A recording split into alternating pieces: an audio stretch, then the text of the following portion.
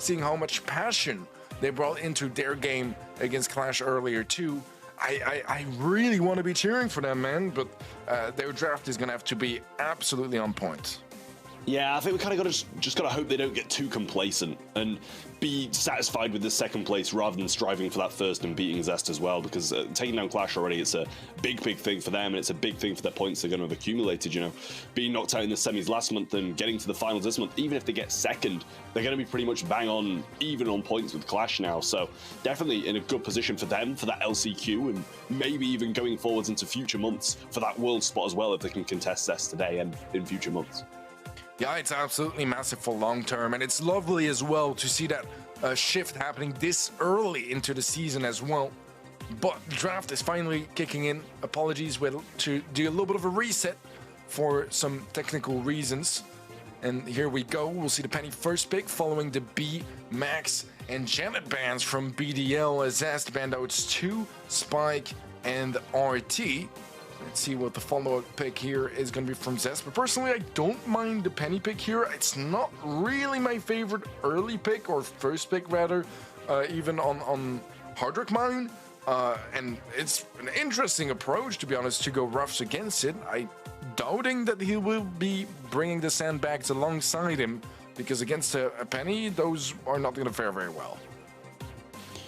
Well, it's definitely a little bit of a tough one, especially if they're bringing the sandbags. So you got to hope they're going to be bringing down that Meteor Raining Star Power, or getting that matchup correct. They're going to be taking this Gust, and we've seen this played down mid quite a few times, and it's surprising to see it being picked here with, you know, the Gene still available, which they've been playing so well. Obviously, you wouldn't be able to pair it with the Max that they've done in the past, but 8-bit also still on the map also, so maybe Gene wouldn't have been that first pick, but an 8-bit.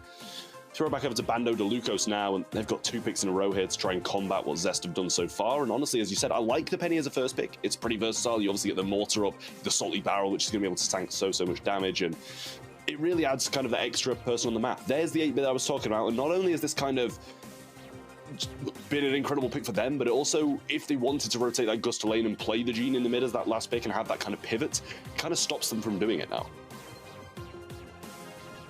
Well, the 8-bit is definitely something I do like on Hard Rock Mine.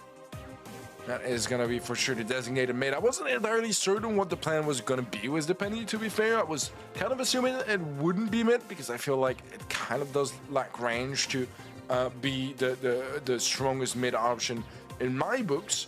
But they will be bringing out the Leon Wizard to go on to the second lane, and I don't mind it. It's not a Brawl we see as much recently, but I kind of miss it in a way, and I'm hoping that they can make something really nice happen with it. And to a certain extent, if you play it well, I mean, you can go for some really key assassination, and if you somehow manage to find a gem carrier in the process, that could be absolutely massive in the sort of win conditions that BDL are hoping for. But Sandy is going to be a nice way to try to deal with that as well, whether it's to put any sort of aggressive ideas to sleep or scout them away with a Sandstorm. I like the idea, and personally, I am going to be siding with the comp of Zest here again. Yeah, you see, I mean, I agree with the fact, obviously, with Sandy being able pretty good against Leon, putting him sleep, Root Sands with the Sandstorm as well, but overall, I think when you look at the 8-bit and you look at the Penny, those are probably 2 strong brawlers in comparison to anything that Zest have got on their side, and they might have this kind of advantage on one of those lanes, but I feel over the rest of the map, Bando de Lucas should be able to do a pretty decent job against the rest of it, so pretty 50-50 in terms of comps here, I do think. And Pizzino obviously going to have this range advantage, just needs to get booted up with that plugged-in star power and get that movement going. Moita is going aggressive. Vidinho does get scouted, and we still do see the sandbags. Luckily for Motep, he is far away from the Penny. A nice pinch, as Firecrow is going to be the one to get the kill, but positioning from Motep was key. Pekka also in the back line, and early on, it's already a massive head start for Zest after they took down the gem carrier. It's now 6 gems to their name, none for BDL. Well, Sandstorm's there, and that's going to add a little bit more to that as well, as Firecrow's going to be able to go for that 7th, and Pekka's going to pick up the kill on the left-hand side. Nice follow-up shots as well. Gadget connects also, and little super being provided to Pekka there. Sadly, he didn't really manage to stay in that bush and stay under the radar instead of getting taken down. But there's the kill, and Wesley's going to fall as well. Just Adinho left. He doesn't have a super, but he goes aggressive, and Fycro has one of his own, provides that shield to himself, and sitting pretty safe on 10 gems with both of his teammates pushed up and kind of stopping them from making any moves. So far, a very strong showing from Zest. Couple seconds left, and no one in the near vicinity of Fycro and Zest. Yeah, definitely. Back to the drawing board after that one. Need to make some different plays, maybe swap of lanes and try get those matchups a little bit better. Although they did have the Penny on the Sandy and have the Ruffs on the Leon, so definitely probably what would have been better in my eyes anyway. Sandbags down this left-hand side though, and it's just Fycro dominating this mid, really. Doesn't seem to be missing too many shots whatsoever, and gets the gadget and a little bit of damage off there as well. Shield towards Pekka, who's just gonna be able to walk in a straight line and take down Wesley here with a nice little sleep as well. Great stuff from him. Break available. Pizzinho, the only one remaining, and power up, gems, everything in the hands of Zest at the moment. Yeah, what a dominant start for Zest again. 6 ahead, and BDL now at last getting some mid presence. The damage booster placed down as well. Gonna be some nice utility, but Pizzinho is very low HP. Adinho also very low himself. He's trying to heal back up, but the shield is on point, and that's gonna help lock in that elimination onto that left lane. Wesley also getting pinched left and right. Salty Barrel plays down, but that's not quite gonna be enough to secure his future amongst us, as he will go down. And Fycro even finds another. It was nice team wipe, and the countdown locked in now with very few chances for BDL really to interrupt it. Yeah, I mean, Morton's going to make a connection, and even at that, he just placed a shield on himself and got the Sandy super down as well. 2 seconds on the clock, and with some more connections and a kill from Motep, that's going to... I think BDL are going to have to try something a bit crazier, maybe even in the draft stage, getting into Goldarm Gulch, maybe trying to take a bit of a risk in that draft and try to lock in some sort of an advantage, go off the books, and yeah, just go with something a bit more unusual, something that Zest isn't as used to face. It might not necessarily be the optimal strat, but if you can't catch them off guard enough, you might make it work, and our team might be one of the ways to do so. They brought it with great success against Clash earlier today. Let's see if it works again, as it will be matched up by the Ruffs once again for Zest. Well, Mandy's gonna come out now, and honestly, I'm not sure how I feel about it. You guys said it in the past as well. You had your doubts, and especially Ark did. It's a little bit questionable for me, but at the end of the day, it has a nice bit of range. It just doesn't really fare the best in that kind of late game situation where Wesley definitely is going to be providing a lot more. The Ruffs, however, though, I like you being able to get some power-ups down and stuff like that, but so far, especially with the Nanny on top of it, Bando de Lucas is where I place my money for this draft. Yeah, the Nani is a fun one here to be brought in as well. I personally feel like the Mandy it's just not in the best place. I do like that Zest are willing to play around with it as well. It does make me question a little bit as well, since we did see it earlier too, whether or not this region, sees Mandy very highly in the meta. As Bell is going to be the final pick, a bit more of a standard and traditional sharpshooter for Goldarm Gulch, which I do prefer, but hey, I'm here for the fun of it, and I feel like Mandy is going to provide some more fun plays if it is played out right. Well, Rico going to be the last pick then, and I do like it. I just feel like maybe this comp isn't what I would have gone for if I was Zest. I am very much siding with Bando de Lucas. The ranged approach, obviously without the Mandy, they do have that extended amount of range, but still, at this point, I kind of feel like you've got to side with Bando de Lucas in terms of draft, but I don't doubt, with how good Zest are, that they'll be able to make something happen here.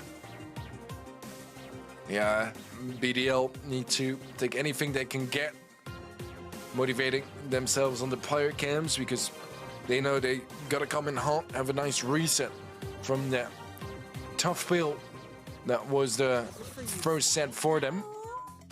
Zest 1 ahead, and we'll see BDL on the left-hand side, and a split from Zest was the Rico playing range on the left, which he can certainly afford to do. Does need to be a little bit careful not to mess up his movement there, but he'll be safe and sound for the time being, as Motep finds some nice tags onto Pizzinho, hoping to maybe get an early super and a sneaky takedown.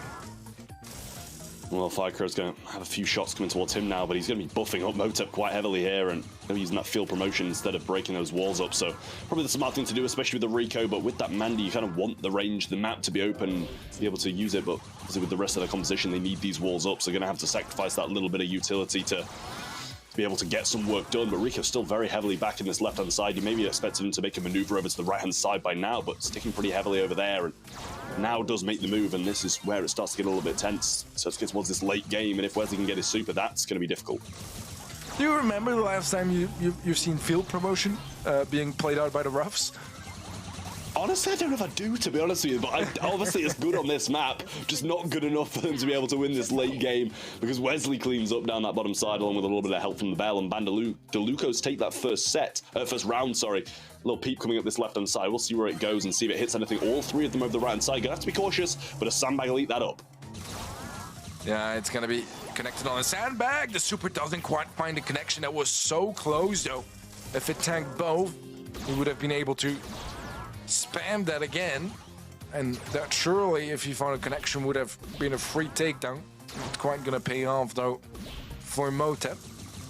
And that means that BDL now with a little bit of the upper hand. They have the super onto Wesley, not necessarily the most important one, but Adinho finds a big pickup, and that means that BDL are a step closer to taking a game.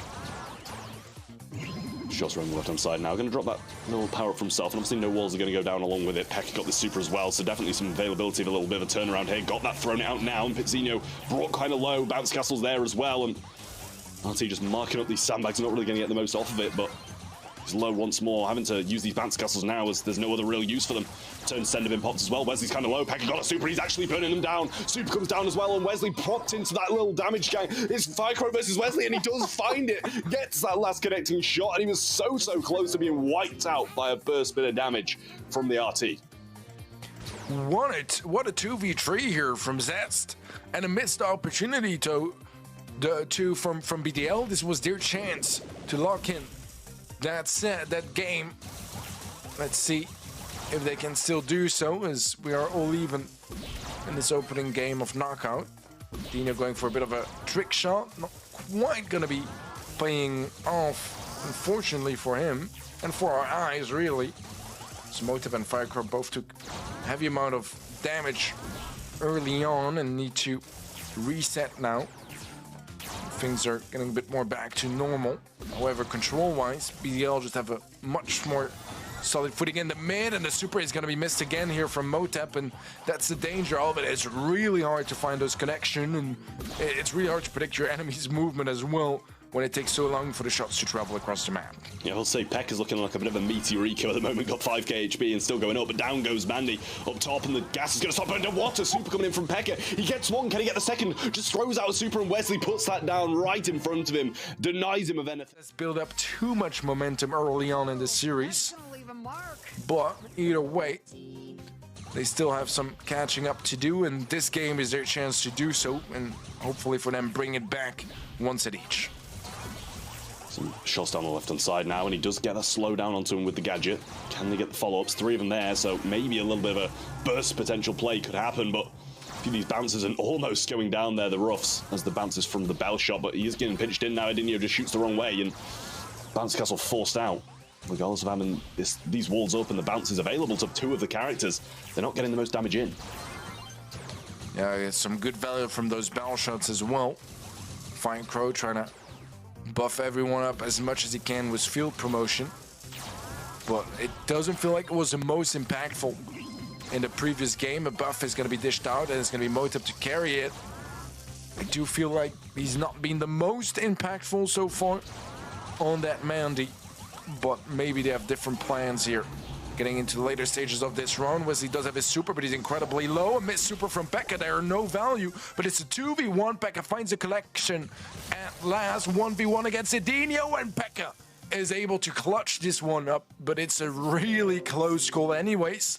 And Zest, they certainly cannot sit comfortable with the current way things have been going here in Gold Arm Gulch. Yeah, I will say as well, though, Pekka stepped into that gas with the mark on him. I'm sure it'd have probably gone down if he waited just a slight second more, but in this round, it is Firecrow who takes the first death. We've seen 2v3 happens on this map. Sadly, it wasn't in the last one, but It is a possibility. Peep coming out, and Motep just gets hit by a little tiny bit of his hitbox, and this is surely going to go away the band of the Lucas. It's not lost for Zest yet. They've still got another round to try and bring this back, but could be quickly going to a set number 3 here, and it being 1-1.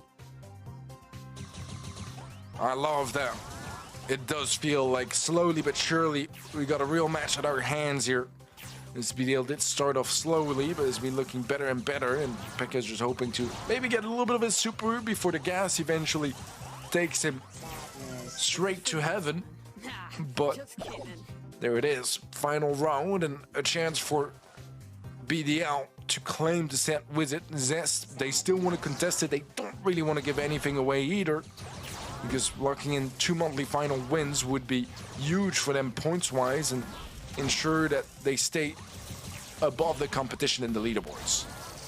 Yeah, Mandy shots eventually hitting. Soup comes out here, and yet again another miss, and I have no clue why they're providing these power-ups to her. She's just not doing anything, really. I don't even know if we've seen her get a single kill or anything like that.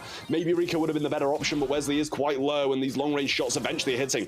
Now, with the power-up, I guess it kind of does allow her to two-shot Nani and maybe bring Adinho quite low after a couple of shots, but Wesley's open for a pinch here, and Ficro surely got to punish him, and he does just that.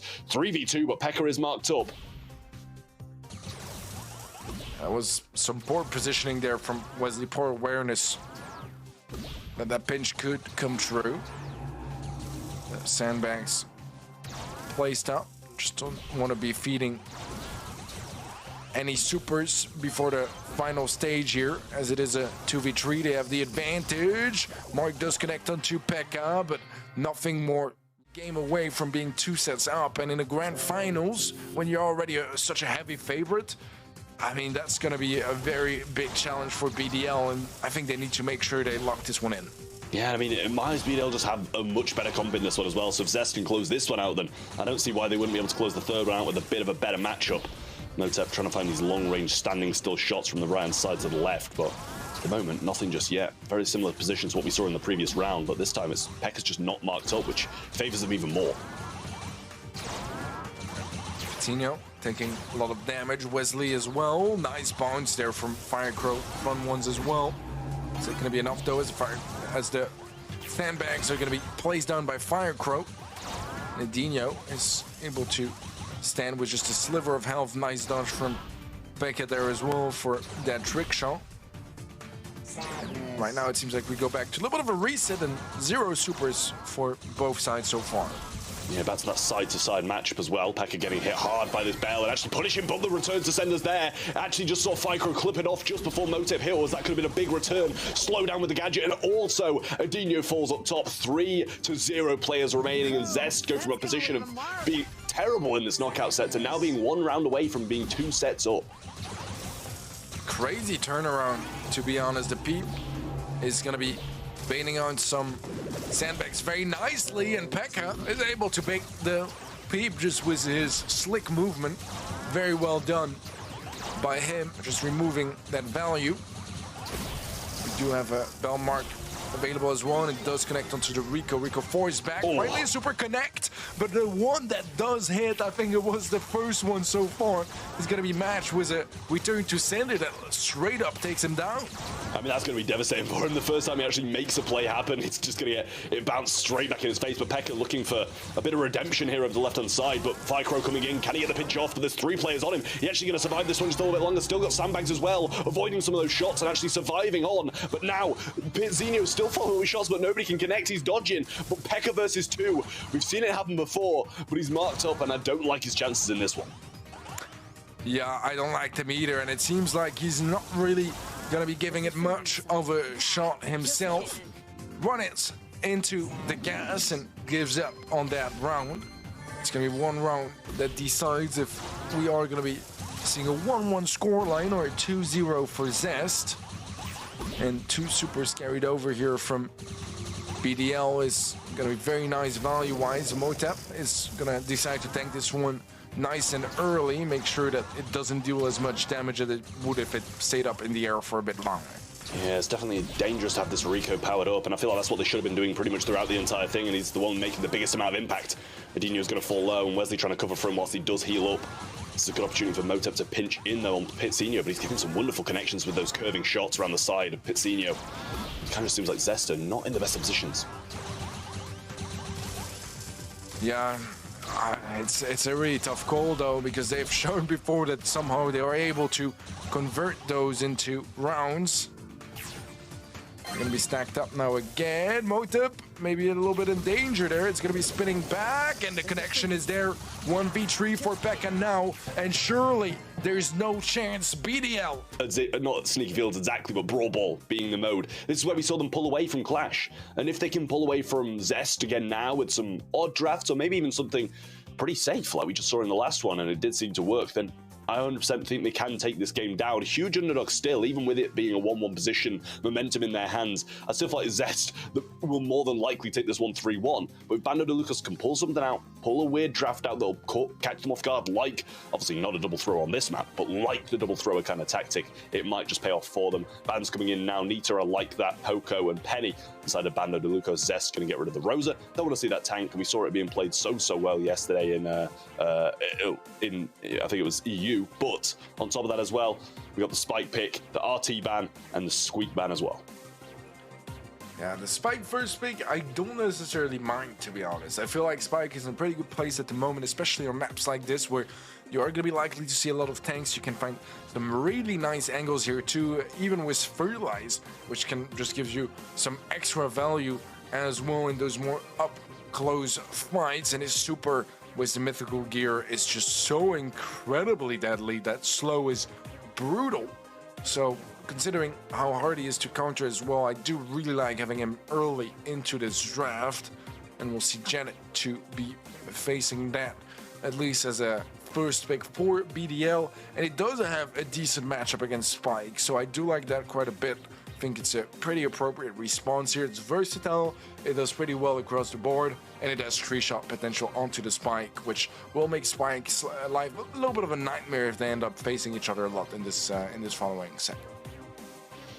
Yeah, I mean, B going to be coming up next from BDL as well, and a little bit of a nice kind of long-range idea from them. Maybe they need a little bit of wall break in there as well to get the full effect, but drop the base obviously going to be quite strong in this kind of composition. As he said, though, I don't mind that Spike first pick. It seems to be one of the more versatile brawlers across most regions at the moment, with that gear as well, the mythic gear that comes along with it, with the extra slowdown. We see it played with Fertilize quite a lot now as well, so it'll be a smart decision.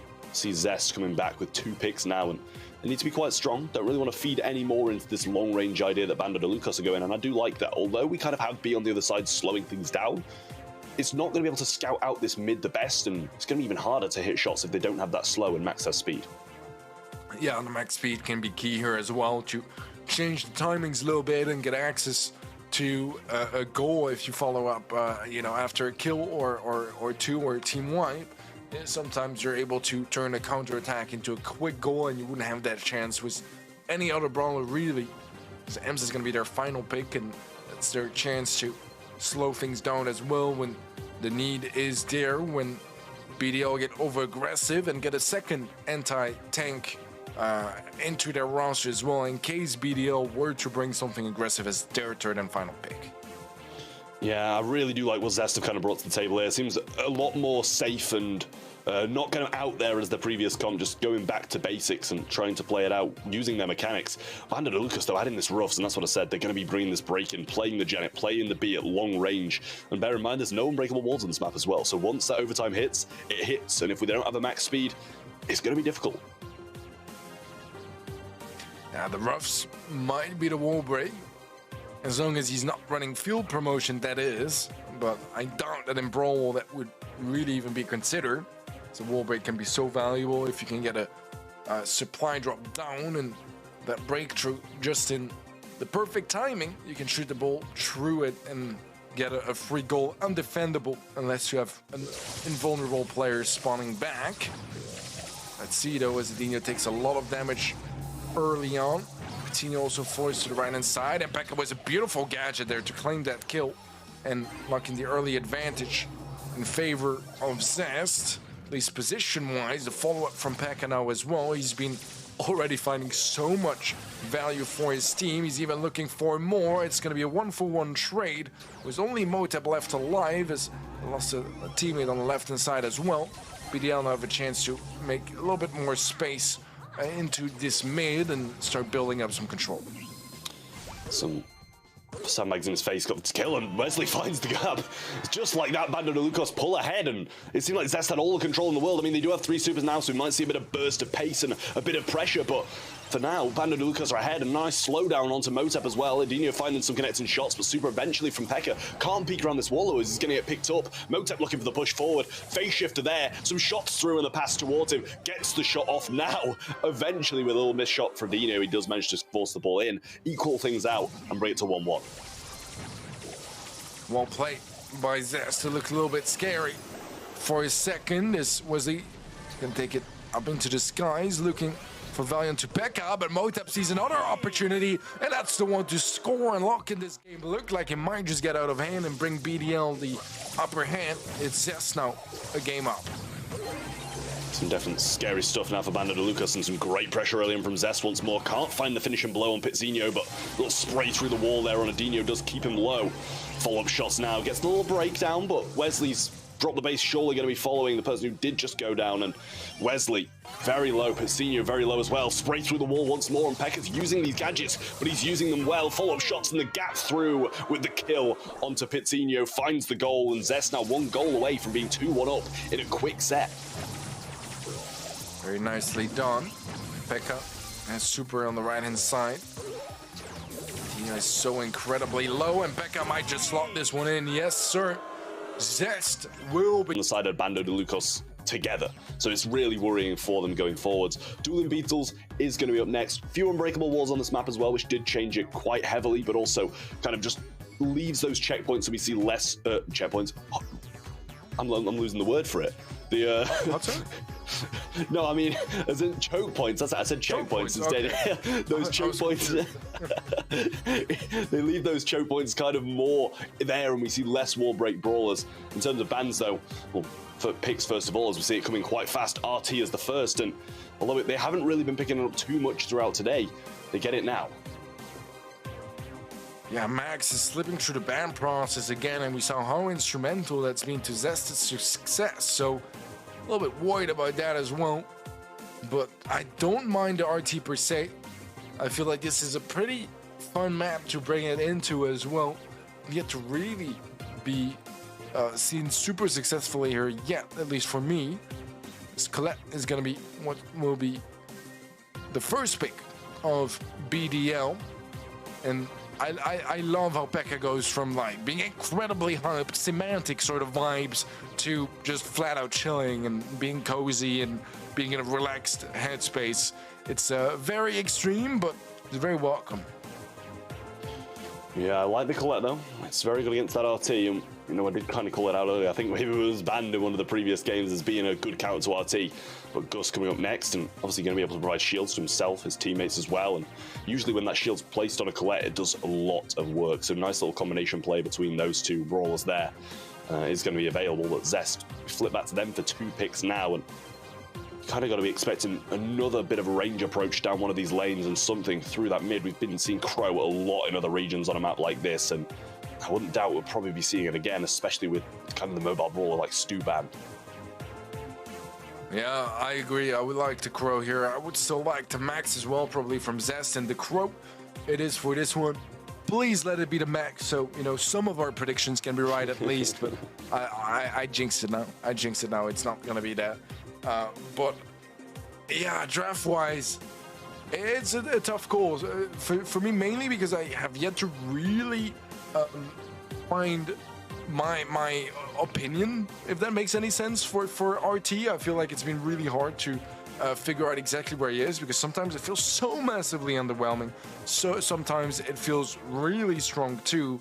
It's still really hard to pinpoint which moments it is going to be successful in, and we'll see the Janet as the final pick from Zest, which I don't mind. I think it does really well here on Dueling Beetles, can provide some really good value all around. The drop the base is amazing at resetting heals and keeping your position low, even sometimes finishing them out, as Bonnie is going to be the last pick for BDL, and does open up a whole new opportunity of just jumping in, going for assassinations and playing aggressive around the enemy walls and bush, but also play safe at a distance when you're in cannon form and just get some decent damage from afar, whilst having the benefit of being just such an incredible tanky sharpshooter.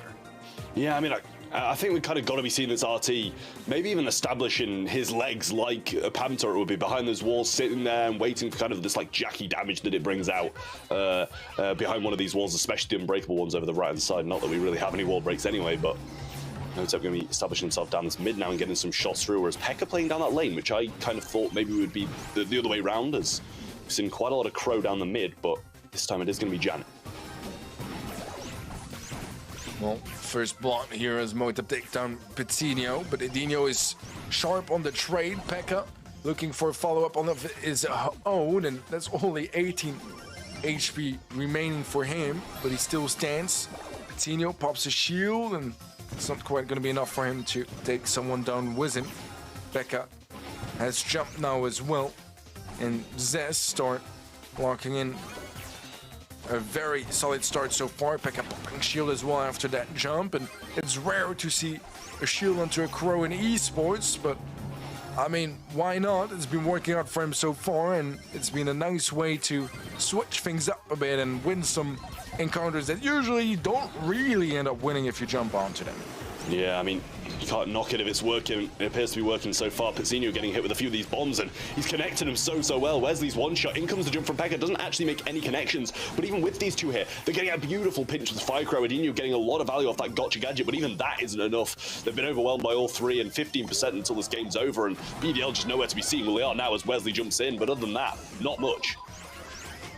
Firecrow was nice dodge there as well to lock this one in.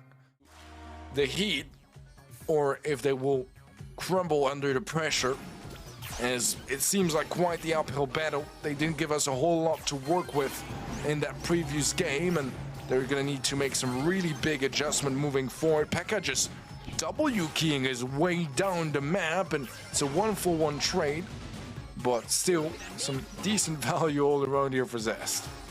Yeah, really nice stuff, and they have this control drop the base established further up, resetting Edinho's heals and also Wesley's as well.